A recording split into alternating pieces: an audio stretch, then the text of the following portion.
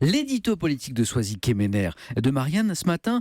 Soisig, vous nous dites que les indécis sont au pouvoir dans cette élection présidentielle. Oui, alors vous savez Samuel, à 54 jours du premier tour, dans les états-majors des candidats, on guette le sacro-saint moment de la cristallisation. Oui. Alors, pas la cristallisation au sens stendhalien, c'est-à-dire le phénomène d'idéalisation au début d'une relation amoureuse. Ça me rappelle des souvenirs. Quoique, voilà, cette définition pourrait s'appliquer à Emmanuel Macron, notre nouveau leader charismatique et mystique. Non, il s'agit du moment où la position des candidats, les uns par rapport aux autres, se fige quand on connaît enfin le duo qui tiendra définitivement la tête. Et ça n'est pas encore le cas aujourd'hui. Eh bien non, regardez, le paysage politique est encore sous un épais brouillard. Alors selon une étude BVA publiée la semaine dernière, près de la moitié des personnes ayant l'intention de voter à la présidentielle n'ont pas encore arrêté leur choix.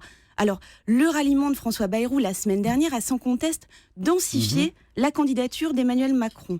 Mais s'il ne s'agissait que d'un effet de souffle, les Français vont-ils vouloir hisser face à Marine Le Pen un homme de 39 ans dont on ne sait pas encore avec quelle majorité il va bien pouvoir gouverner? La question des législatives après la présidentielle, bien sûr. Bien entendu, oui. Et de son côté, c'est devenu une habitude. François Fillon tente une nouvelle fois de relancer une campagne en montagne russe. Samedi, à Aubervilliers, il promet de dévoiler son projet, que l'on connaissait pourtant déjà bien, prêt à tout, même à se répéter pour faire oublier ses déboires judiciaires. Il y a ce déplacement très attendu au Salon de l'Agriculture. Demain, on en parlait à l'instant.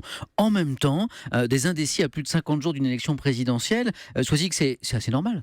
Oui, mais alors, la cuvée 2017, elle est très particulière. D'abord, nous avons des sympathisants déboussolés, aussi bien à gauche qu'à droite, par le résultat des primaires. Quelles décisions vont prendre ceux qui désiraient, par exemple, voter Juppé ? Et les électeurs de Manuel Valls, ils peuvent se reconnaître dans la proposition social-libérale de Macron, mais certainement pas dans sa vision de la laïcité.